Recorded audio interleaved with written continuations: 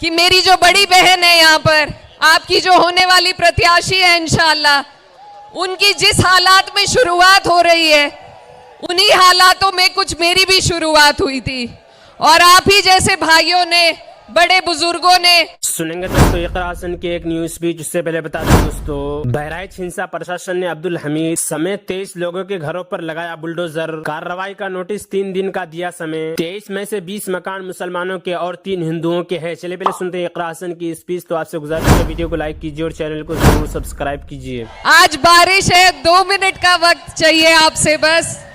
میں سب سے پہلے آپ سبھی کا تہہ دل سے شکریہ ادا کرنا چاہتی ہوں کہ آپ یہاں پوری مہاراشٹر کی سماجوادی پارٹی کی ٹیم کو، ہمارے لیڈر راشٹریہ ادھیکش جی مانیہ اکھلیش یادو جی کو، ابو عاصم اعظمی صاحب جی کو، میرے بڑے بھائی ناہید حسن اور ہماری بڑی بہن شان باجی، اور مجھے سننے کے لیے آپ یہاں اکٹھا ہوئے، میں دل کی گہرائیوں سے آپ کا شکریہ ادا کرتی ہوں۔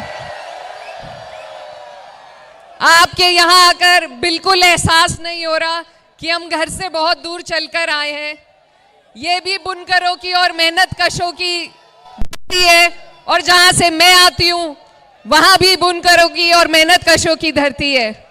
تو آپ کا یہ جو اپناپن ہے یہ مجھے پورا محسوس ہو رہا ہے، اور میں یہی کہنا چاہتی ہوں کہ صرف سماجوادی پارٹی وہ پارٹی ہے جو ہمیشہ محنت کشوں کی لڑائی لڑتی ہے۔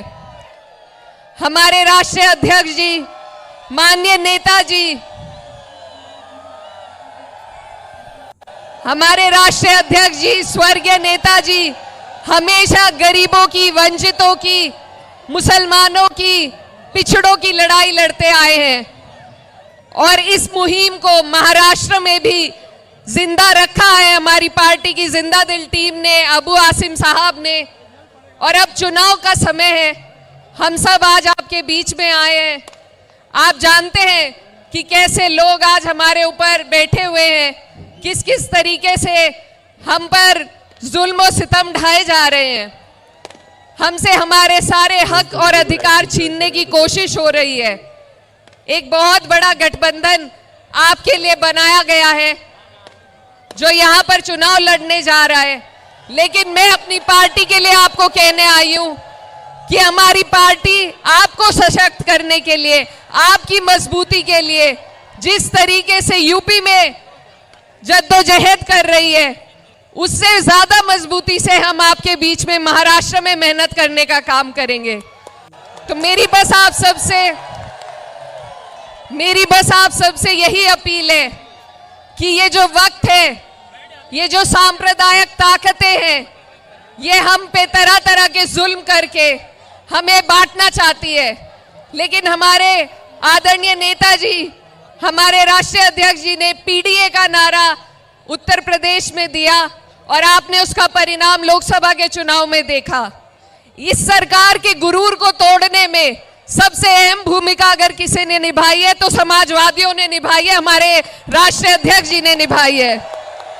اب اسی مہم کو آپ لوگوں کو اسی جوش اور جذبے کے ساتھ آگے لے کر کے چلنا ہے۔ آپ اچھی طریقے سے جانتے ہیں کس طریقے سے نفرت پھیلانے کی کوشش چناؤ سے ٹھیک پہلے آپ کے پردیش میں کی گئی، اتر پردیش میں کی جا رہی ہے، کس طریقے سے وقف بل لا کر کے ہم سے ہمارے ادھیکار، ہم سے ہمارے حق چھیننے کی کوشش کی جا رہی ہے۔ ٹاور سے نیچے اتر جاؤ، ٹاور سے نیچے تو اتر یہ جو چناؤ ہے یہ بہت اہم چناؤ ہے، اس لڑائی کو ہمیں بہت مضبوطی سے، بہت سنجیدگی سے لڑنا ہے۔ میں زیادہ وقت نہیں لیتے ہوئے بس یہ کہنا چاہتی ہوں کہ میری جو بڑی بہن ہے یہاں پر آپ کی جو ہونے والی پرتیاشی ہے انشاءاللہ، ان کی جس حالات میں شروعات ہو رہی ہے انہی حالاتوں میں کچھ میری بھی شروعات ہوئی تھی، اور آپ ہی جیسے بھائیوں نے، بڑے بزرگوں نے۔ ناظرین اقرا حسن کی اسپیچ سننے کے بعد آپ اپنی رائے میں کیا کہنا چاہتے ہیں وہ نیچے کمنٹ باکس میں ضرور بتائیں۔ سچی کہانیاں۔ پہلی کہانی، جناب رسول صلی اللہ علیہ وسلم نے فرمایا کہ کوئی شخص کسی جنگل میں تھا، ایک اس نے ایک بدلی میں یہ آواز سنی کہ فلاں شخص کے باغ کو پانی دے۔ اس آواز کے ساتھ وہ بدلی چلی اور ایک تنگ ستان میں خوب پانی برسا اور تمام پانی ایک نالے میں جمع ہو کر چلا۔ یہ شخص اس پانی کے پیچھے ہو لیا۔ دیکھا کیا ہے کہ ایک شخص اپنے باغ میں کھڑا ہوا ہیلچا سے پانی پھیر رہا ہے۔ اس نے باغ والے سے پوچھا کہ اے بندہ خدا تیرا نام کیا ہے؟ اس نے وہی نام بتایا جو اس نے بدلی سے سنا تھا۔ پھر باغ والے نے اس سے پوچھا اے بندہ خدا تیرا نام کیوں دریافت کرتا ہے؟ اس نے کہا کہ میں نے اس بدلی میں جس کا یہ پانی ہے ایک آواز سنی کہ تیرا نام لے کر کہا کہ اس کے باغ کو پانی دو۔ اس میں کیا عمل کرتا ہے کہ اس قدر مقبول ہے؟ اس نے کہا جب تو نے پوچھا تو مجھ کو کہنا ہی پڑا۔ میں اس کی کل پیداوار کو دیکھا ہوں اور 1/3 خیرات کر دیتا ہوں، 1/3 اپنے بال بچے کے لیے رکھ لیتا ہوں اور 1/3 پھر اس باغ میں لگا دیتا ہوں۔ فائدہ سبحان اللہ، کیا خدا کی رحمت ہے کہ جو اس کی اطاعت کرتا ہے اس کے کام غیب سے اسی طرح سر اونچا ہو جاتا ہے کہ اس کو خبر بھی نہیں ہوتی۔ بے شک سچ ہے جو اللہ کا ہو گیا اس کا اللہ ہو گیا۔ دوسری کہانی، جناب رسول اللہ صلی اللہ علیہ وسلم نے ایک مرتبہ فرمایا کہ بنی اسرائیل میں 3 آدمی تھے، ایک کوڑی، دوسرا گنجا، تیسرا اندھا۔ خداوند تعالیٰ نے اس کو آزمانا چاہا اور ان کے پاس ایک فرشتہ بھیجا۔ پہلے وہ کوڑی کے پاس آیا اور پوچھا اس کو کیا چیز پیاری ہے؟ اس نے کہا مجھے اچھی رنگت اور خوبصورت کھال مل جائے اور یہ بلا جاتی رہے جس سے لوگ مجھ کو اپنے پاس بیٹھنے نہیں دیتے اور گھن کرتے ہیں۔ اس فرشتے نے اپنا ہاتھ اس کے بدن پر پھیر دیا، وہ اسی وقت اچھا ہو گیا اور اچھی کھال اور خوبصورت رنگت نکل آئی۔ پھر پوچھا تجھ کو کون سے مال سے زیادہ رغبت ہے؟ اس نے کہا اونٹ سے۔ پس ایک گابھن اونٹنی بھی اس کی دے دی اور کہا اللہ تعالیٰ اس پر برکت دے۔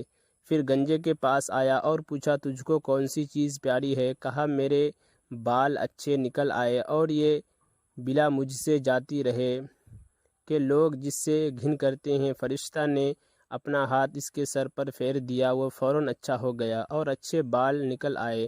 پھر پوچھا تم کو کون سا مال پسند ہے؟ اس نے کہا گائے۔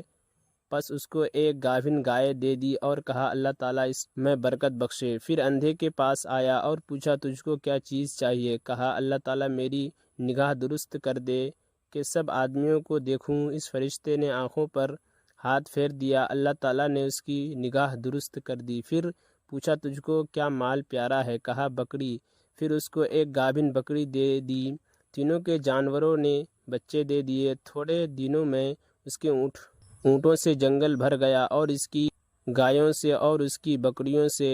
پھر وہ فرشتہ خدا کے حکم سے اسی پہلی صورت میں کوڑھی کے پاس آیا اور کہا میں ایک مسکین آدمی ہوں، میرے سفر کا سب سامان چک گیا، آج میرے پہنچنے کا کوئی وسیلہ نہیں سوائے خدا کے اور تیرا۔ میں اس اللہ تعالیٰ کے نام پر جس نے تجھ کو اچھی رنگت اور عمدہ کھال عنایت فرمائی تجھ سے ایک اونٹ مانگتا ہوں، اس پر سوار ہو کر اپنے گھر پہنچ جاؤں۔ وہ بولا یہاں سے چل دو، وہ مجھے اور بہت سے حقوق ادا کرنے ہیں، تیرے دینے کی اس میں گنجائش نہیں۔ فرشتے نے کہا شاید تجھ کو تو میں پہچانتا ہوں، کیا تو کوڑھی نہیں تھا کہ لوگ تجھ سے گھن کرتے تھے، اور کیا تو مفلس نہیں تھا پھر تجھ کو خدا نے اس قدر مال عنایت فرمایا؟ اس نے کہا واہ کیا خوب، یہ مال تو میری کئی پشتوں سے باپ دادا کے وقت سے